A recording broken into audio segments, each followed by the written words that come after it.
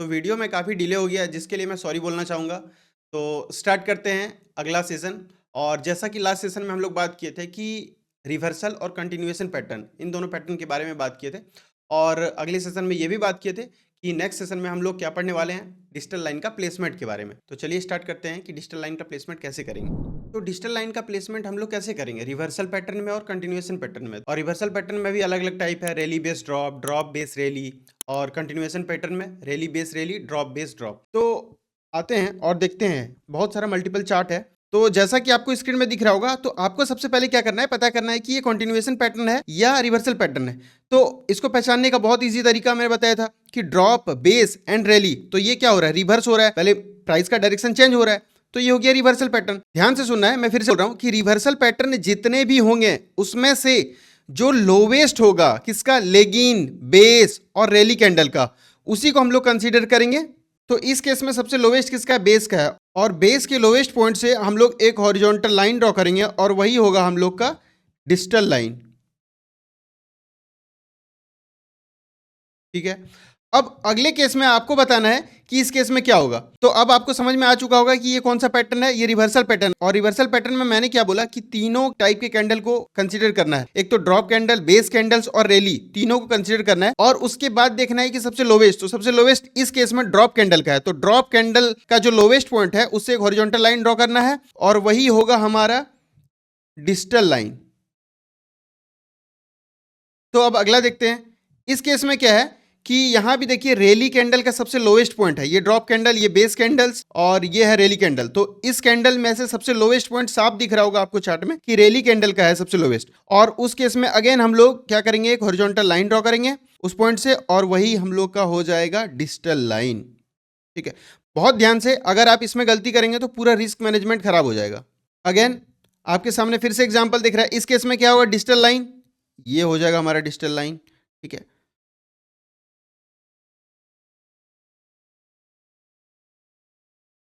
इस केस में तो क्या ये रिवर्सल पैटर्न है, नहीं। क्यों, क्योंकि प्राइस कंटिन्यू ही है, मतलब जिस डायरेक्शन में था उसी डायरेक्शन में कंटिन्यू है। तो इस केस में क्या करना है, जब भी कंटिन्यूएशन पैटर्न होगा उस केस में लेगिन कैंडल को कंसीडर नहीं करना है। तो अगर लेगिन कैंडल को कंसीडर नहीं करेंगे तो इस केस में जो लेगिन कैंडल है वो एक रैली कैंडल है, और इस कैंडल को अगर कंसीडर नहीं करेंगे हम लोग डिजिटल लाइन प्लेसमेंट के लिए, तो क्या होगा कि जो बेस और हमारा लेगआउट कैंडल है तो उसका जो लोवेस्ट है वो बेस कैंडल का आ रहा है। बेस कैंडल का जो सबसे लोवेस्ट होगा ये होगा डिजिटल लाइन। ठीक है, अगेन नेक्स्ट, तो अगला देखते हैं। इस केस में क्या है कि यहां पे बहुत ध्यान देना है। यहां पे सबसे पहले तो किस टाइप का पैटर्न है, कंटिन्यूएशन पैटर्न है या रिवर्सल पैटर्न। तो सब पता चल रहा है कि रिवर्सल पैटर्न है, लेकिन यहां पे एक ट्विस्ट है। यहां पे ट्विस्ट क्या है कि ये डिमांड एरिया नहीं है, यानी कि डिमांड जोन नहीं है। ये कौन सा जोन है, सप्लाई जोन। क्यों, मैंने आपको बताया था कि डिमांड एरिया और सप्लाई एरिया पहचानने के लिए क्या है कि जो लेगआउट कैंडल है यहां पे एक ड्रॉप कैंडल है, लेगआउट कैंडल ड्रॉप कैंडल है। और लेगआउट कैंडल जब भी ड्रॉप कैंडल होगा वो सप्लाई एरिया होगा, यानी कि सप्लाई जोन। तो यहां पे जो भी जोन बनेगा वो एक सप्लाई जोन बनेगा। और सप्लाई एरिया के केस में हम लोग लोवेस्ट नहीं लेंगे, जो सबसे टॉप मोस्ट होगा, अपर पॉइंट होगा, उसी को कंसीडर करेंगे। तो इस केस में अपर पॉइंट जो होगा, सबसे पहले तो रिवर्सल में तीनों को कंसीडर करना है, ये क्लियर है। उसके बाद क्या है, तीनों टाइप के कैंडल्स को कंसीडर करना है, लेगिन, बेस एंड लेगआउट। तो इस केस में जो सबसे टॉप मोस्ट है वो बेस कैंडल्स का है, यहां पे सब क्लियर दिख रहा है। तो ये हो जाएगा हमारा डिजिटल लाइन। ठीक है, क्लियर है। अगला नेक्स्ट देखते हैं। इस केस में अब तो क्लियर हो गया होगा, इजीली बता सकते हैं। इस केस में क्या है, बेस कैंडल का ही है। ठीक है, तो ये हो जाएगा डिजिटल लाइन। ठीक है, अगेन इस केस में क्या है, ये है तो सप्लाई एरिया, लेकिन यहां पे जो सबसे अपर मोस्ट पॉइंट है वो रैली कैंडल का है। और रैली कैंडल का जो पॉइंट से, इस पॉइंट से अगर एक हम लोग हॉरिजॉन्टल लाइन ड्रॉ करेंगे तो ये हो जाएगा हमारा डिजिटल लाइन। क्लियर है। अगेन अगला एग्जांपल देखते हैं। इस केस में किसका है, सबसे टॉप मोस्ट ड्रॉप कैंडल का। तो ड्रॉप कैंडल से अगर ये लाइन ड्रॉ करेंगे हम लोग तो हम लोग को डिजिटल लाइन मिल जाएगा। क्लियर है। आने वाले सेशन में आपको पता चलेगा कि पूरा रिस्क रिवॉर्ड रेशियो मैनेजमेंट जो है वो पूरा खराब हो जाएगा अगर इस चीज में आप डिजिटल लाइन, प्रॉक्सिमल लाइन के प्लेसमेंट में अगर आप गलती करेंगे तो पूरा खराब हो जाएगा। तो इसीलिए इस चीज को बहुत ध्यान से करना है। तो आगे बढ़ते हैं, अगला एग्जांपल देखते हैं। इस केस में क्या है, ये रिवर्सल है, कंटिन्यूएशन, क्लियर दिख रहा है ये कंटिन्यूएशन पैटर्न है क्योंकि डाउन ट्रेंड में जा रहा है और डाउन ट्रेंड को कंटिन्यू किया है। तो इस केस में हम लोग क्या लेगिन कैंडल को कंसीडर करेंगे? नहीं, बिल्कुल नहीं। तो लेगिन कैंडल को इसको कंसीडर नहीं करेंगे।